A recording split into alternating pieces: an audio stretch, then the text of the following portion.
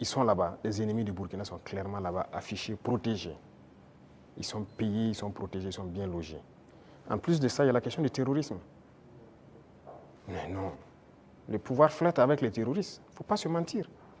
La Confédération est entourée par des pays avec lesquels souvent il y a des frictions diplomatiques. C'est-à-dire quand on prend le Niger, il y a des frictions avec le Bénin, le Mali, il y a des frictions avec l'Algérie, le Burkina, même si on ne le dit pas, des petites frictions souvent avec la Côte d'Ivoire. Comment transformer justement ces frictions diplomatiques en opportunités opérationnelles pour lutter contre le terrorisme, Monsieur le Président?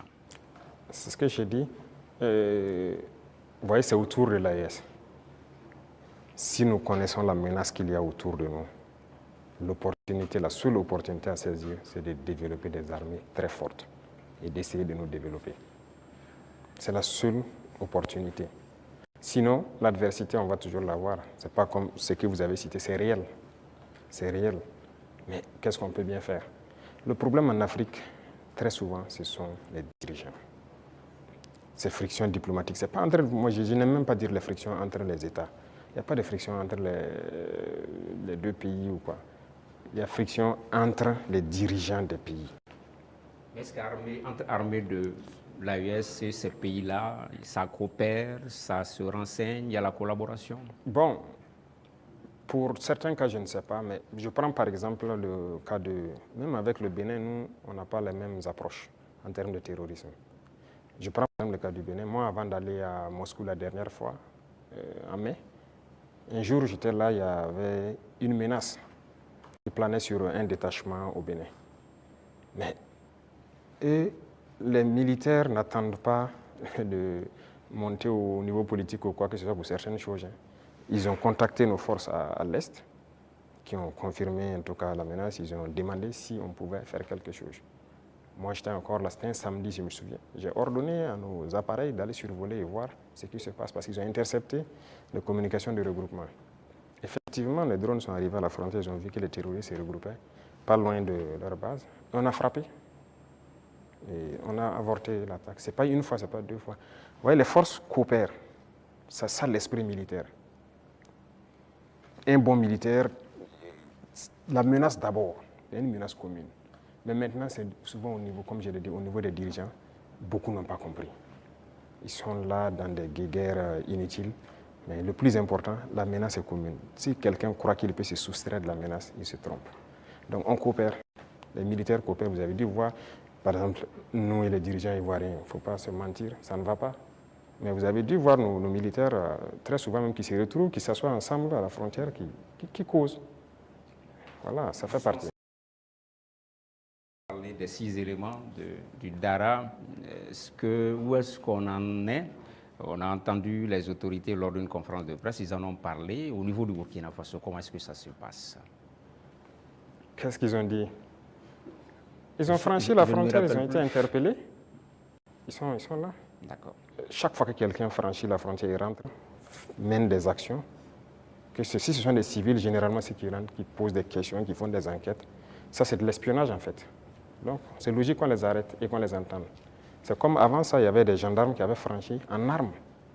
C'est arrivé 2 fois, il y avait 6 et 2 entre-temps. On les avait arrêtés, on les avait amenés jusqu'à Ouagadougou avec les armes, on les a auditionnés. Mais un jour, le ministre de la Défense m'a dit que son homologue l'a appelé et plaidé si on peut les libérer. J'ai vu les services de renseignement et j'ai dit, bon, écoutez, s'ils ne sont pas rentrés avec une mauvaise intention et tout, fraternité d'armes et tout ça, il faut les libérer. Le même jour, ils ont été libérés. Et nous aussi, nous espérions que les Ivoiriens, il y a des civils burkinabés en prison, qu'ils les libèrent. Malheureusement, c'est 2 ou 3 jours après, on apprend le décès de notre frère en prison. Et les autres qui sont en prison sont toujours en prison. Et même ce sont des civils, des commerçants.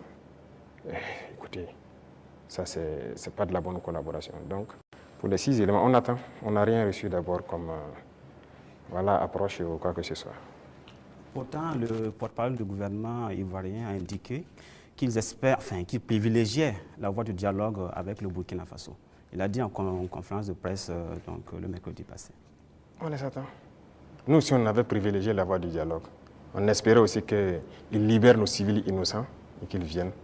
Mais un est mort dans leur prison qui n'est même pas une prison conventionnelle. Donc, écoutez, chacun assume ses actes. Et nous, on n'a pas l'art de mentir. Ce qui est réel, on le dit.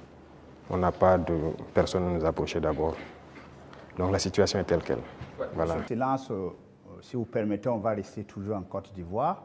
Les relations avec ce pays sont exécrables et avec le langage direct et franc du soldat et du révolutionnaire que vous êtes, vous avez eu à dire que les raisons de cette colère, vous n'êtes pas contre le peuple ivoirien, mais contre les dirigeants qui donnent le gîte et le couvert aux déstabilisateurs du Burkina Faso. Alors, à quand et dans quelles conditions peut-on avoir un dégel et un échange d'ambassadeurs entre les deux pays? Ça dépend de... De toute façon, ce n'est pas nous qui avons commencé cette situation. Moi, je me souviens au tout début, même le jour du 30 septembre, est-ce que l'une des premières personnes qui m'a appelé, ce n'était pas le président Alassane Ouattara. Et après, son petit frère est venu par 2 fois nous voir et tout ça. C'est vrai, on peut dire que les relations étaient bonnes, mais il a voulu qu'on suive une certaine direction. Mais comme vous avez dit, en tant que révolutionnaire, nous savons que nous ne sommes pas là pour ça. Nous étions là pour la révolution. Et la révolution, c'est une rupture. On ne peut pas suivre une certaine politique. Et donc, petit à petit, les relations ont commencé à ne pas aller. Et comme vous l'avez constaté, tous ceux qui ont voulu peut-être certains privilèges, quoi que ce soit, n'ont pas eu, se sont mis à se mettre contre nous, se sont déployés là-bas, sont entretenus, sécurisés et tout. On sait de quoi on parle, parce qu'ils savent aussi de quoi on parle, pour agir contre nous. Il n'y a pas quelqu'un qui a quitté la Côte d'Ivoire et qui était venu ici en son temps. Nous avons observé ça pendant près de 2 ans. On les a parlé plusieurs fois. Ils nous ont dit non, il faut qu'on passe par les règles de l'art, il faut que la justice émette des mandats et tout ça. On a fait tout. Ils ne répondent pas. Monsieur le Président, ça ne marche pas. J'embraye avec la question de mon confrère pour rester sur la Côte d'Ivoire. Comme vous le savez très bien, la Côte d'Ivoire a une élection présidentielle cette année, dans quelques mois. Est-ce que c'est quelque chose qui vous intéresse? Ça nous intéresse d'autant plus qu'on a beaucoup de compatriotes en Côte d'Ivoire quand même. Et on craint qu'il y ait des violences. Et ça, ce n'est pas forcément la bienvenue. Parce que nous avons vécu malheureusement les années passées aux violences en Côte d'Ivoire avec les opérations Bahiri. Tout le monde a subi ça au Burkina. Aujourd'hui, vraiment, nous ne souhaitons pas qu'il y ait des violences. Tout à l'heure, vous avez semblé dire quelque chose. Je voudrais que vous précisiez, parce que c'est un peu très sensible selon moi. Est-ce que vous semblez nous dire qu'aujourd'hui, la Côte d'Ivoire servirait de base arrière à une organisation visant à déstabiliser le Burkina Faso? Ça, même plus que ça. Base arrière à une organisation servant à déstabiliser le Burkina. Ils sont là-bas. Les ennemis du Burkina sont clairement là-bas, affichés, protégés. Ils sont payés, ils sont protégés, ils sont bien logés. En plus de ça, il y a la question du terrorisme. Mais non. Le pouvoir flotte avec les terroristes. Il ne faut pas se mentir. Attendez, croyez-vous vraiment que peut-être l'armée ivoirienne est tellement surpuissante que quand les terroristes les voient seulement, ben écoutez, ceux-là, il ne faut même pas les toucher, quoi que ce soit. Vous croyez à ça? Ils sont tellement plus puissants que les 3 armées de l'AES. C'est fou. Il y a un pacte de non-agression. Et quand il y a un pacte de non-agression, vous devenez une base arrière. Et tout ça, ça m'inquiète justement. Si ce pays, il y a des crises, le pays sera attaqué par les terroristes. Parce que s'ils ne gagnent plus ce qu'ils gagnent, le pays sera attaqué et ce pays va sombrer. C'est un danger. C'est pourquoi j'ai passé le temps à dire au chef d'État, on ne pactise pas avec les terroristes. Voilà. Alors, Monsieur le Président, qu'est-ce que vous répondez à ceux qui disent, bon, la géopolitique quand même avec la Côte d'Ivoire, ce pays voisin, qui abrite la plus grande diaspora burkinabé, alors que, bon, vos contempteurs vous accusent de pratiquer la diplomatie du muscle avec ce pays, au détriment justement de nos Paweto qui sont là-bas. Qu'est-ce que vous leur répondez? Écoutez, qui le dit? Nous sommes burkinabés, c'est ce que nous savons. Et nous avons décidé de faire une révolution, on va la faire. Maintenant, celui qui embarque dedans embarque. Nous ne pouvons pas être dans une révolution et vouloir faire un autre modèle de diplomatie. Je vous ai dit la diplomatie mensongère et tout ce qu'il y a. On n'est pas prêt à être dans ce sillon-là. s'il y a quelque chose qui ne va pas, qu'on ait le courage de vous dire ça ne va pas. Il ne faut pas faire de l'hypocrisie. Généralement, les gens devant les micros et tout ça, non, tout va bien, si c'est ça, on est en train de... C'est faux, ça ne va pas bien. Il faut avoir le courage de le dire, il faut qu'on s'asseye, qu'on parle et qu'on se dise la vérité. Mais si les gens ne veulent pas ça, parce que juste dans leur tête, bon, il faut que ces gars-là ils quittent, parce qu'on ne veut pas de révolution en Afrique de l'Ouest. Ça ne va pas marcher. Donc, chacun se prépare à assumer les conséquences voilà, de la situation. Alors, pour sortir de la Côte d'Ivoire, Monsieur le Président, on reste quand même au niveau de l'AES. Vous avez certainement suivi le dernier sondage fait par nos confrères de Jeune Afrique.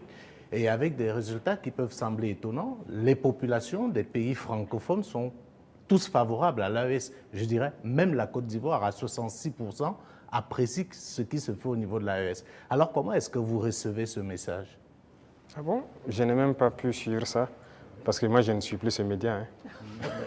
Alors, on est compris, c'était un sondage qu'ils ont commandé. Peut-être qu'ils ne s'attendaient pas à ce résultat, mais le résultat est tel. Ils ont été au Cameroun, ils ont été au Sénégal, ils ont été au Bénin, ils ont été en Côte d'Ivoire. Et là-bas, les populations sont tous favorables à l'AES et apprécient dans leur grande majorité ce qui se fait au niveau de l'AES.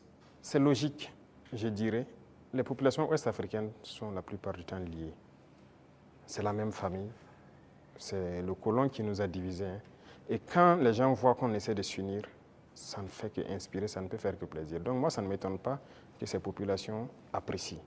Et ce qui m'étonne, c'est le fait qu'ils aient publié. Pourquoi ils ont publié ça? Ça donne de réfléchir. Pas le choix. Quand vous commandez une enquête, c'est connu. Après, vous êtes obligé de publier les résultats. Bon, peut-être ça. Voilà. Mais il faut faire attention à ces gens parce que... Je suis totalement d'accord avec vous. Voilà, ils sont pas assez sérieux. Sinon, je suis d'accord. C'est normal, c'est logique.